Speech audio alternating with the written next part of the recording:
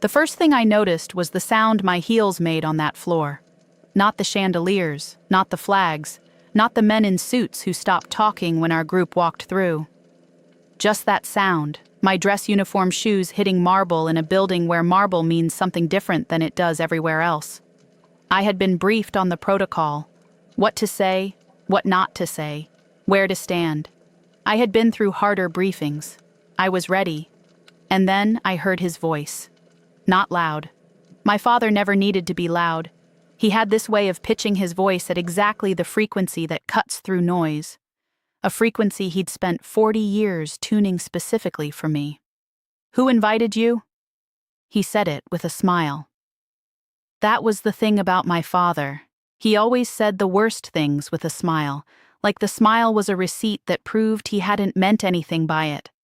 Like you could take the smile back to the register and exchange the words for something softer. I didn't answer him. I'm going to tell you what happened next. But first I need to tell you how I got there. And more importantly, how he got there. And why it took me 38 years to understand the difference between the two. I joined the Navy at 22. Not because I had always dreamed of it. Not because of some movie I watched as a kid. I joined because I was good at tests, good at physics, good at staying calm inside situations that were trying to end me, and someone at a recruitment office in Raleigh noticed those things and told me what they added up to. My father's response when I told him, "Is that right?" Not a question, a full stop. I want to be fair to him here, because I've spent a lot of years not being fair and it never did anything useful. My father grew up poor in a way that leaves marks. He believed that success looked like a certain thing, a business, a handshake, a name someone already knew. He understood money, and he understood status, and he understood the stories men told each other at church and at cookouts. The military was a job in his mind, a government job, something you did when your options were limited. My options weren't limited. That was the part he could never get his arms around. I had a scholarship. I had a full academic ride to a school he would have bragged about at every cookout for the rest of his life. I turned it down for a commission, and something in him decided, somewhere in that moment, that I had made a choice against him. I didn't understand that for a long time. What my life looked like, for those who have never served, 500 reveries, PT before the sun, meals that were fuel, not food, learning how to make decisions when you had 60% of the information and 40% of the time, learning that your call sign, the name your unit gave you, was more yours than the name on your birth certificate because you earned it. Mine was Ironside. I'm not going to explain why. If you've been in, you understand. If you haven't, no explanation fully captures it. What I'll say is, call signs are not given to people who are invisible. They are given to people who have done something memorable enough, specific enough, undeniable enough that it needs its own word. My father didn't know my call sign. In 18 years of service, I don't think he ever asked.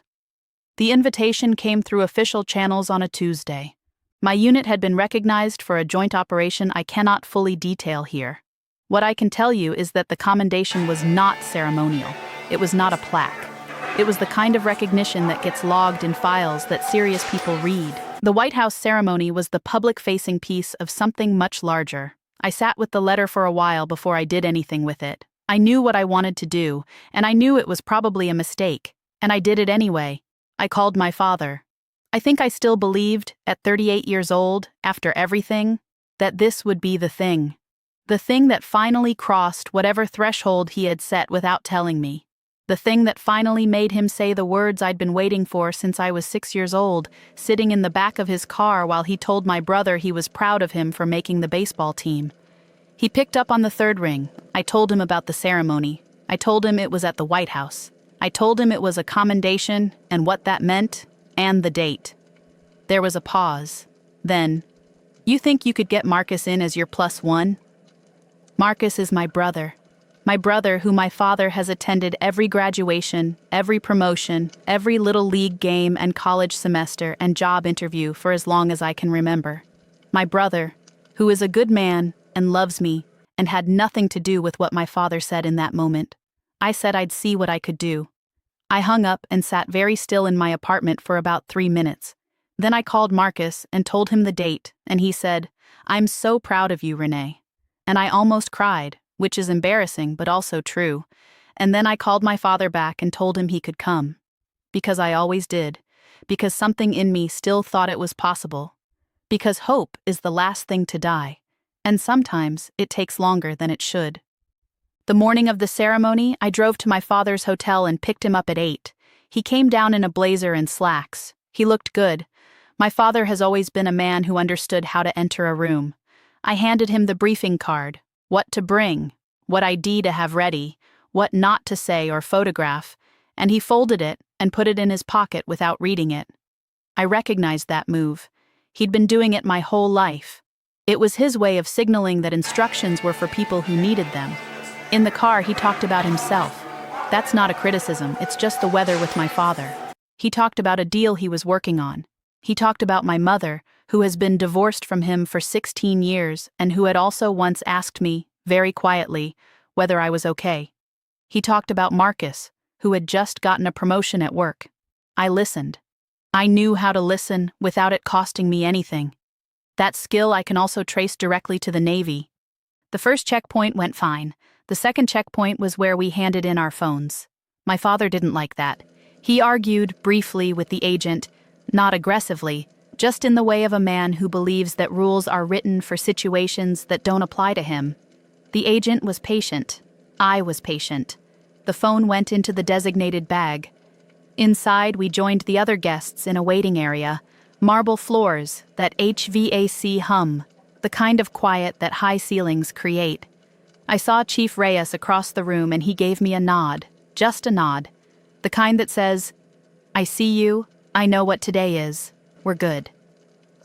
I had served with Reyes for 6 of my 18 years.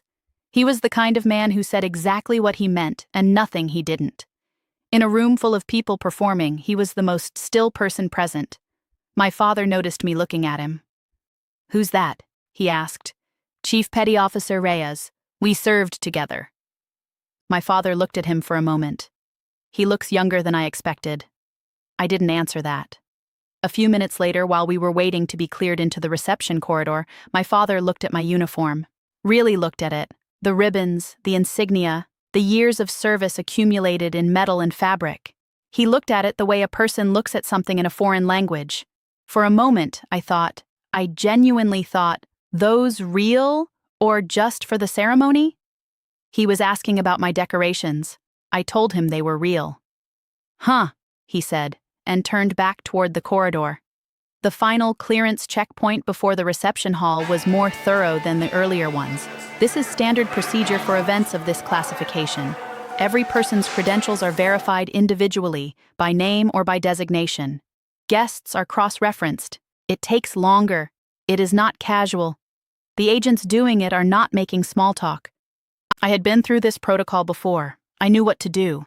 Present my credentials, answer clearly, wait. My father did not know what to do.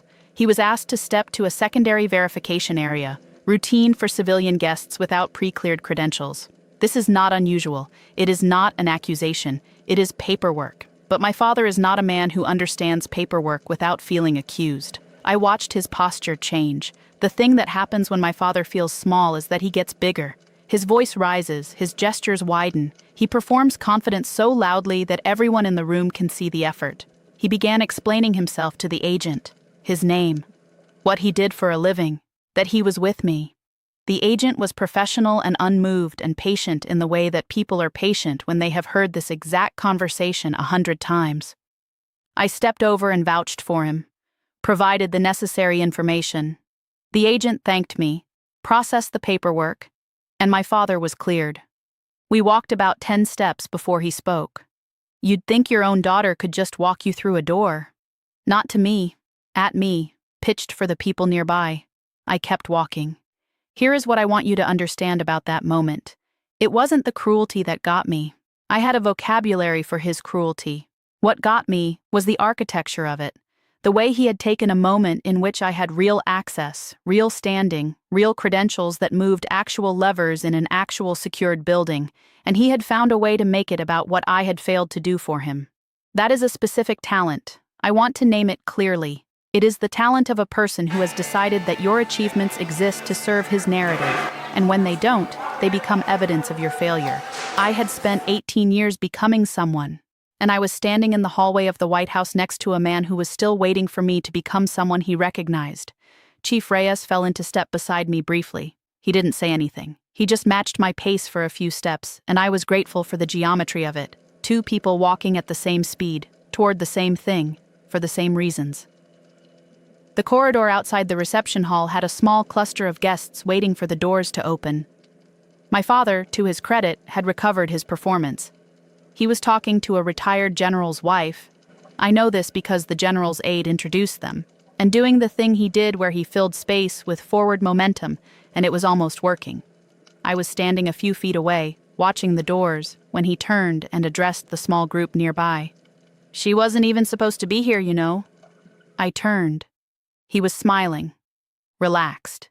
He had that look he gets when he's landing a story. "This whole thing? I think there was a mix-up with the invitation. I'm not even sure she was on the original list." Laughter from someone who didn't know.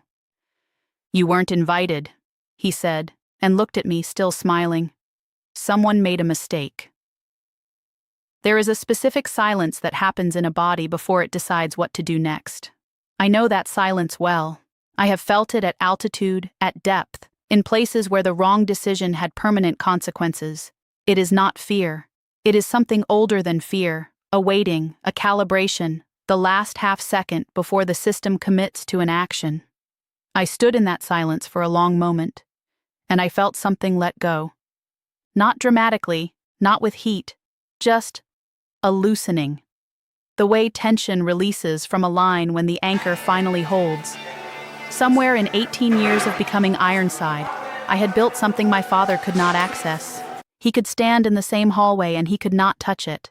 He could say the worst version of the thing he had been saying in different forms my entire life.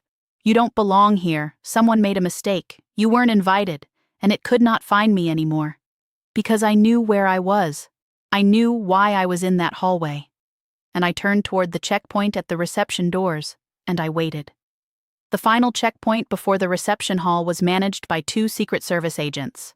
Dress code, dark suits, earpieces, that specific stillness that is different from civilian stillness, trained stillness, the kind that comes from learning to see everything and react to nothing unless it counts. Guests were verified one at a time. When I reached the front, the agent looked at his manifest, looked up at me and said my call sign. Not my name, not my rank, though he knew my rank, my call sign. Ironside. Flat. Professional. The same tone you'd use to read a gate number at an airport. This is procedure. This is how it works in certain environments where precision matters and names can be duplicated and call signs cannot. He wasn't performing it. He wasn't making a point. He was doing his job with accuracy. But the word landed in that hallway like a stone in still water. I said, "Yes." He gave me a nod. Brief, efficient, complete. And said, "Welcome, Commander. Please proceed." I proceeded. Behind me, I heard the cluster of guests near my father go quiet.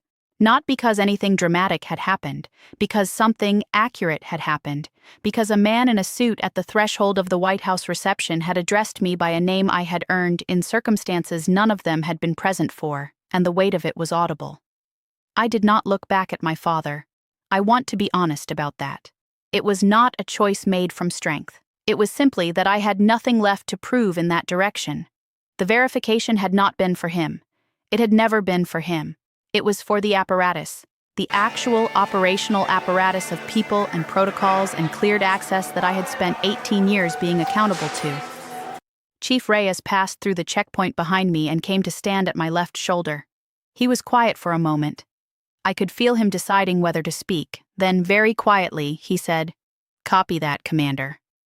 Not a performance. Not for anyone else's benefit. Just 2 people who spoke the same language, standing on the right side of a checkpoint together. It is the kindest thing anyone said to me that entire year.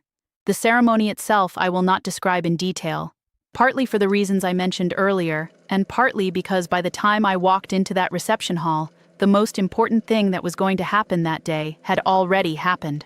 What I will tell you is that I stood in a room with people who had done extraordinary things, and no one in that room needed to be explained to anyone else. The decorations spoke, the ranks spoke, the call signs, when used, spoke. It was the most efficient use of language I had ever been in the presence of, and I remember thinking, this is what it feels like when a room takes you at face value. My father found me afterward, in the corridor outside. He had recovered himself. He was doing the thing, the forward momentum, the brightness. He clasped my arm and said, "Hell of a thing, Renee," which was the closest he was going to come to acknowledging what had happened at the checkpoint. Then he pivoted. He told me a story about a time he had once had a meeting at a government building in D.C., not the White House, a different building, decades ago, and how he had charmed his way through security, and the guard had waved him through, and he had gotten the deal he was there for. It was a good story. He told it well. He was positioning himself as a man who understood the rooms I had just been in, who had navigated them on his own terms, who belonged here in his own way. I listened. I have listened to that story, or versions of that story, my entire life. The story in which he is the protagonist of every room. The story in which access is something you charm your way into rather than earn. And here is what was different, standing in that corridor. I was not performing patience. I was not managing my face. I was not running the calculation of how to respond that would cost me the least. I was simply present, in my body, in my uniform, in my actual life. He finished the story. I said, "That sounds like you, Dad." And I meant it without cruelty, and without warmth, and without the particular ache that phrase had carried for 38 years. We walked out together. In the parking area, he assumed I would drive him back to his hotel. I had always driven him. It had always been part of the arrangement. The daughter manages the logistics. The daughter is available. The daughter fits around the schedule. I told him I had a debrief to attend. He nodded, like that was fine. Called a car. We hugged, briefly, in the way we had always hugged. The hug of two people who love each other in a way neither of them has ever known how to use. I walked back inside. There was no debrief. That was 14 months ago. My father and I still talk. I want to be clear about that because I know what some of you are expecting. The clean break, the final confrontation, the speech that ends the pattern. That is not what happened. That is not how families work, in my experience. What happened is quieter and more permanent than any speech. He called me the following Sunday, the way he always does. We talked for 20 minutes. He mentioned the ceremony once, in passing, in a story he was telling his neighbor, who happened to be there when he called. In his version of events, he had helped me prepare for it, had coached me on how to present myself, had been, in some unnamed but essential way, part of why it had gone well. I listened to him tell this to his neighbor. I did not correct him, not because I was being generous, not because I was protecting his feelings, because I genuinely no longer needed to. The event existed, fixed and documented, in the files of serious people who knew exactly why I had been in that room and what I had contributed to earn that invitation. My father's story did not touch that. It couldn't reach it. The relationship with Chief Reyes is different now. Not dramatically. We still serve together. We are still professional first. But there is a shorthand between us that wasn't there before. When something significant happens in my work, he is the first call I make.